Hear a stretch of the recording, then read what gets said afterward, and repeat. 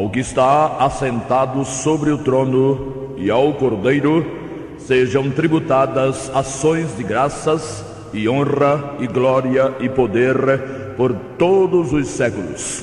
Missão Evangélica Boas Novas. Programa Boas Novas. O que jamais passou pela mente de pessoa alguma em toda a história do gênero humano, salvação eterna, vida eterna de graça, sem participação humana nenhuma, é o que pregamos, porque é isso que significa o Evangelho da Graça do Senhor Jesus.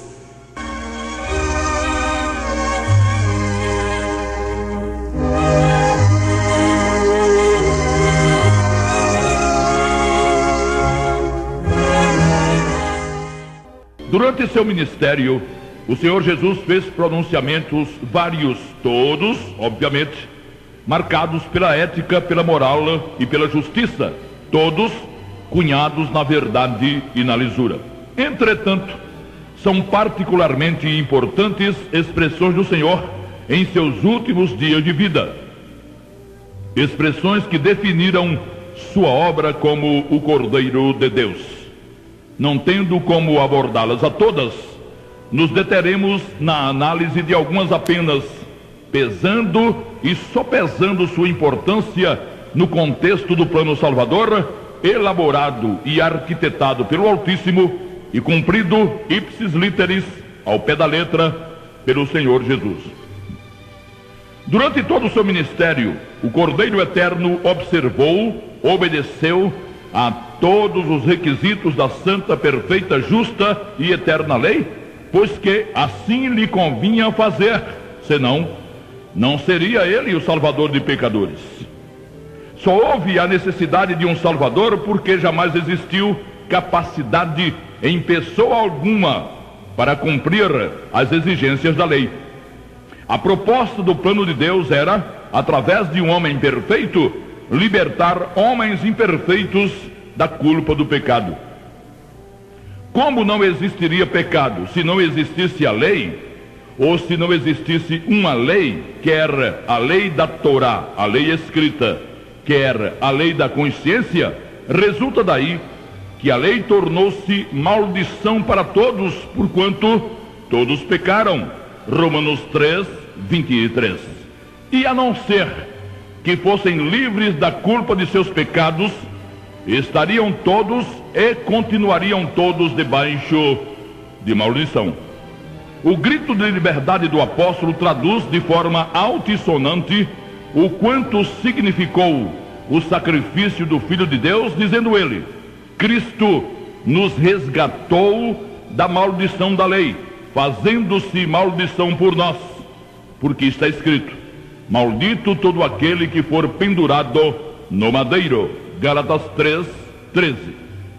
Um dia antes de ir à cruz, quando comia com os apóstolos a última Páscoa, a última, sim, pois na cruz ficaram a Páscoa, a circuncisão, o sacrifício de animais, o dízimo, as ofertas alçadas e todos os demais rituais do culto judaico, o Senhor, ao estabelecer uma das duas únicas cerimônias resultantes de sua morte, a ceia, a outra seria e é o batismo, ao entregar o cálice disse: bebei dele todos, porque isto é o meu sangue, o sangue do Novo Testamento, que é derramado por muitos para a remissão dos pecados.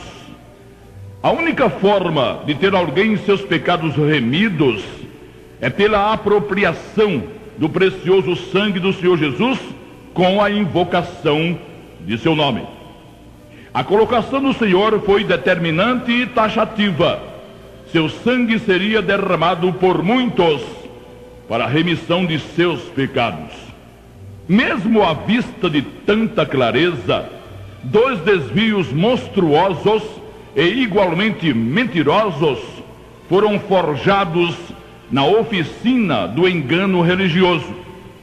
O clero romano decidiu adulterar a afirmação do Salvador, trocando o termo muitos por todos. É assim que se lê no semanário litúrgico catequético O Domingo, geralmente na 3ª página, abre aspas: tomai todos e bebei.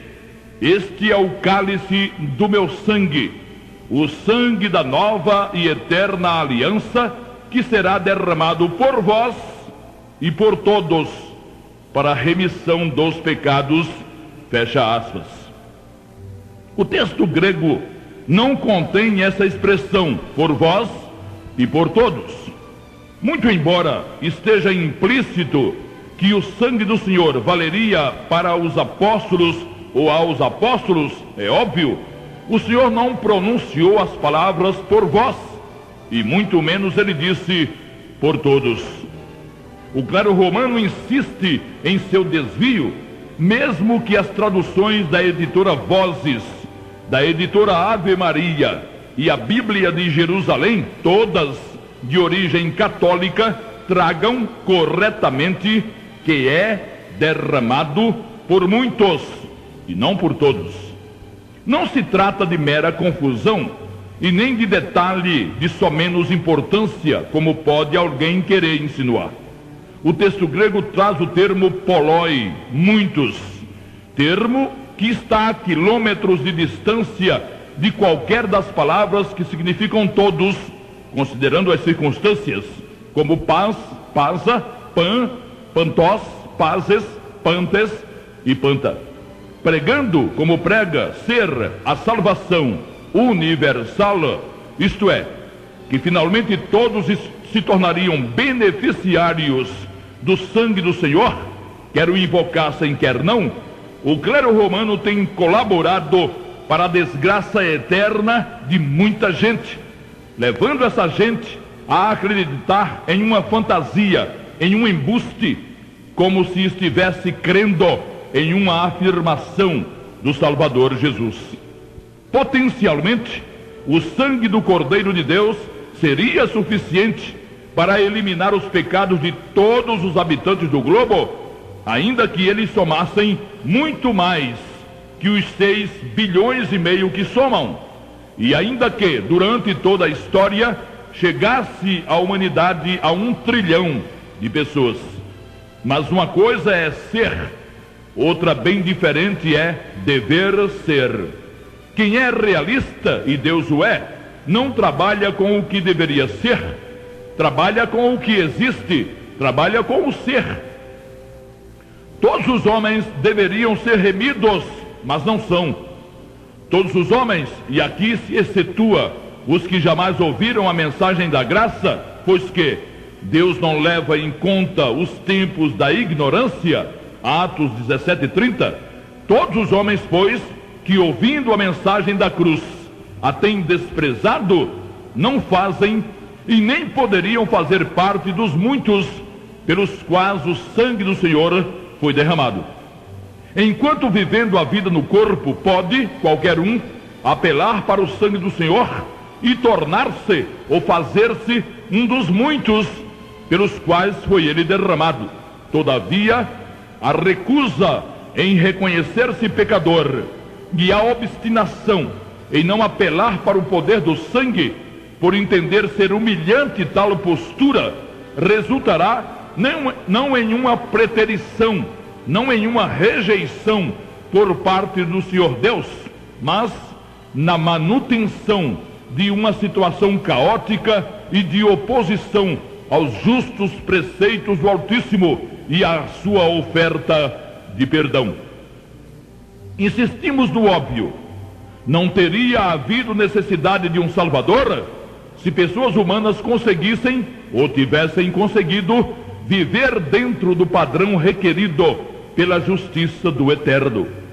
O Salvador é o Salvador, por certo, mas não é o Salvador de todos, senão e tão somente o Salvador de quantos se reconheceram pecadores vis e desprezíveis, que abrindo mão do orgulho próprio, se jogaram aos seus pés, reconhecendo-o como arrimo, como o socorro, que será derramado por muitos.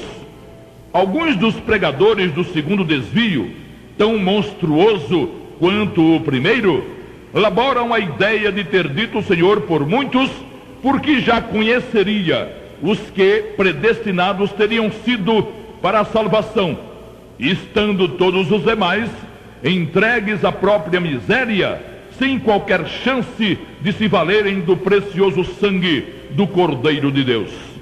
Esses fazem o caminho inverso daquele seguido pelo clero romano. Enquanto o catolicismo inverteu os significados de poloi e panta, ensinando que não muitos, mas todos seriam remidos, os pregadores da coisa, predestinação fatalista, ensinam que os termos apanta e parse, todo e toda, todo mundo e toda criatura, significariam apenas todos os que já tivessem sido predestinados. Quer dizer, ao invés de ser a mensagem da graça uma oferta de perdão para todas as criaturas, valeria ela somente às muitas criaturas que já estariam ou que já estivessem em um famigerado caderninho de Deus, posto que previamente escolhidas. Nesse caso, panta não significaria todos, significaria muitas. Como esse pessoal gosta de andar na contramão, mas também a multa será bem maneirinha, ou no bema, ou pior, no grande trono branco. Vamos para frente. Já na cruz, e já perto da morte, ouviu-se a exclamação do Senhor: Deus meu, por que me desamparaste? Mateus 27, 46. Aquele clamor patético, comovente do filho ao pai, era a clara demonstração da aceitação que o sacrifício vicário estava tendo pela justiça eterna. O Altíssimo voltava seu rosto da cena do Calvário por considerar que o que ali estava sendo processado tornar-se-ia o preço, todo o preço, pelo resgate de pecadores vis e desprezíveis, para o perdão da culpa de pecados, para a justificação de seres humanos, enfim. A oração do Senhor no Getsemane não foi, aliás, atendida, e nem poderia ser. O cálice da ira de Deus teria que ser tomado, principalmente aquele momento crucial, quando a comunhão jamais interrompida, jamais ameaçada, era abruptamente quebrada por completo, como parte do castigo que ele recebia, fazendo ressoar as palavras proféticas: o castigo que nos traz a paz estava sobre ele. Isaías 53, 5. Aquele era o preço. Ao fazê-lo pecado por nós, para que nele fôssemos feitos justiça, Deus, o Pai, teve que abandoná-lo. 2 aos Coríntios 5 e 21. Coberto de pecados, Jesus se fez imundo, desprezível, incompatível com a santa presença do Pai. Daí seu abandono. Aquilo doeu sobremodo, doeu no Filho e doeu no Pai, mas teria que ser feito. Em momento algum, o plano poderia ficar dependente do ser humano. Ser humano nenhum teria, ninguém jamais teve, como ajustar-se à retidão e à santidade do Pai das luzes do seu caráter. Sabe-se de alguns por aí que vivem tentando cumprir a lei, ou pelo menos tentando guardar o sábado, outros guardar o domingo travestido de sábado. Sabe-se de outros que imaginam serem capazes de perseverar na fidelidade e na obediência, e de outros ainda que, além de obras boas, teriam o suporte moral e a intervenção de Maria. Mas Deus não deixaria o plano para a salvação de pecadores à mercê dessas infantilidades, dessas demonstrações de incredulidade no sangue do Senhor e desses arroubos de vaidade, de presunção e de orgulho. Deus meu, por que me desamparaste? A resposta implícita é ou foi: porque você assumiu a culpa dos pecados daqueles que se tornarão seus irmãos, invocando-o como Salvador. Eles seriam castigados com o afastamento eterno de minha presença, mas você admitiu suportar tal castigo por eles. Esse foi o preço acertado, preço tremendo, pesado, incompreensível até em termos humanos, mas necessário. E tempos depois, o Santo Espírito, através do escritor da carta aos Hebreus, revelou: olhando para Jesus, autor e consumador da fé, o qual, pelo gozo que lhe estava proposto, suportou a cruz, desprezando a afronta, e assentou-se à destra do trono de Deus. Hebreus 12:2. Até tornar-se homem, esvaziando-se de suas prerrogativas divinas, ele não era o autor e nem o consumador da fé salvadora. E até a cruz, ele era o Cristo prometido, mas ainda não salvava definitivamente. Na cruz, assumiu não só o sofrimento físico, já que aquele dogma de 100% homem e 100% Deus é, no mínimo, de origem humana, mas suportou também a afronta, a vergonha, a ignomínia e o desprezo do próprio Pai. Um sofrimento moral e espiritual indescritível. E o fez, diz o texto, pelo gozo que lhe estava proposto. Estava proposto, existiria desde que chegasse ele às últimas consequências e ao cumprimento cabal de toda a justiça de Deus. O Senhor poderia desistir a qualquer momento, e Satanás insinuou isso algumas vezes. Mas Deus lhe propusera o gozo de tornar-se o salvador de pecadores. Entregasse ele ao Pai uma justiça correspondente à justiça eterna, como homem, sem enrolada, sem o embuste de ser uma hora homem, outra hora Deus na carne, e o Pai o constituiria à vista de todo o universo Senhor e Cristo. Senhor sobre a vida e sobre a morte, e Cristo, o ungido, aquele que só e unicamente só desfrutaria o gozo de salvar pecadores fadados à perdição. Atravessou, pois, o Filho de Deus os momentos indescritíveis do Getsemane, quando orando o fez com tamanha agonia que gotas de suor tingidas de sangue lhe caíram do rosto, e da cruz, onde clamou ao Pai por conta do desprezo que dele recebia.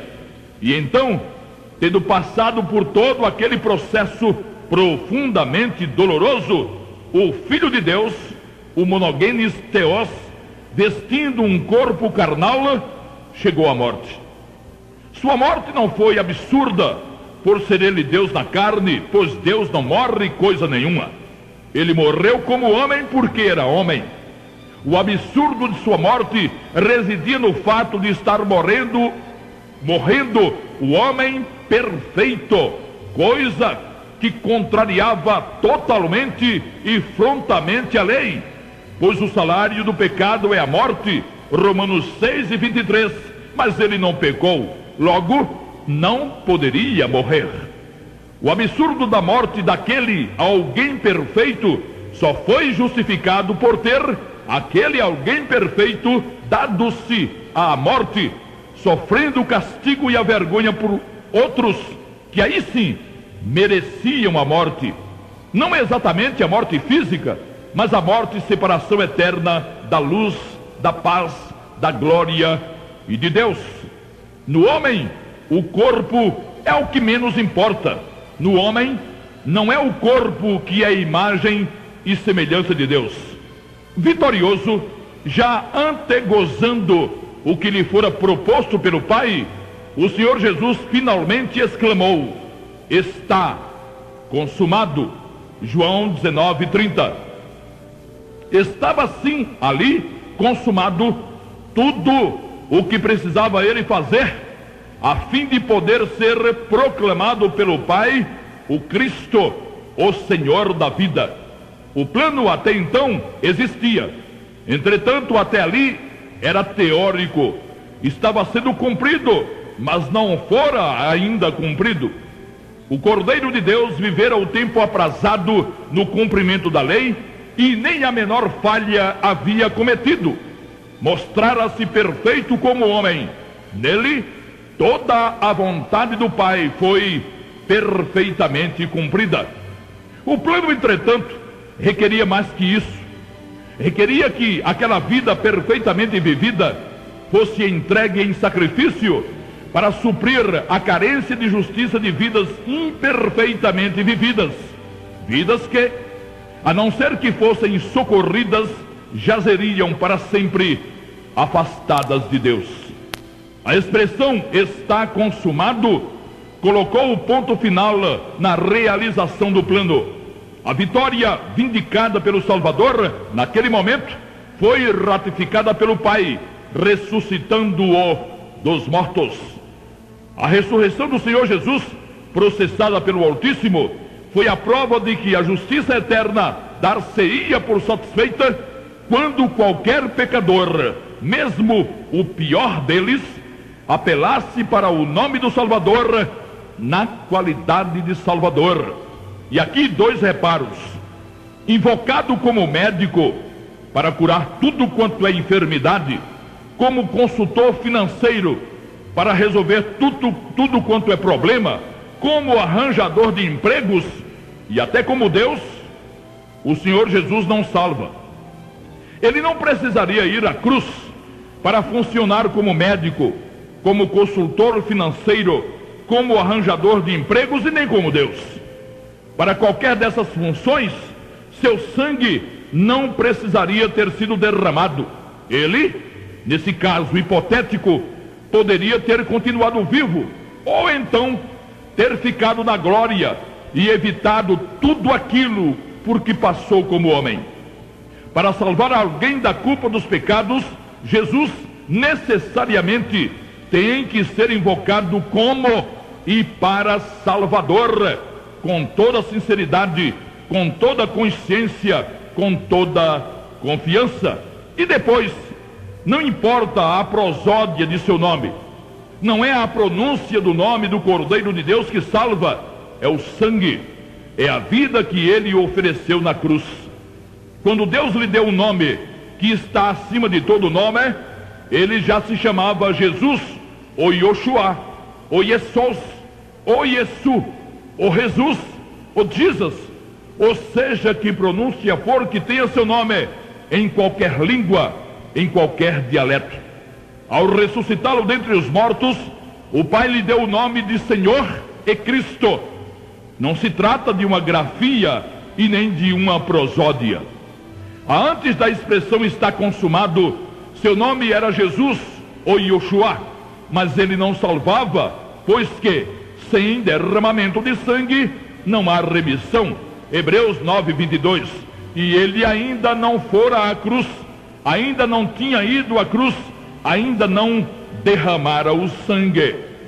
Só resolve o problema eterno do pecador a invocação de Jesus crucificado como Salvador, pois foi o sangue ou foi a vida dele que aplacou a justiça eterna. Não se sabe de apóstolo nenhum apelando para uma pessoa ou para pessoa alguma, induzindo-a a invocar o nome de Jesus antes de sua morte. Não havia porquê e nem faria sentido. A diferença estaria no sangue. Estaria, esteve e está. E é claro, antes da morte não houve sangue. Até a cruz, o evangelho do reino anunciava um reino para os filhos de Israel. Após a ressurreição, o evangelho da graça anuncia a vida eterna como dom gratuito para pessoas de todas as nações do mundo.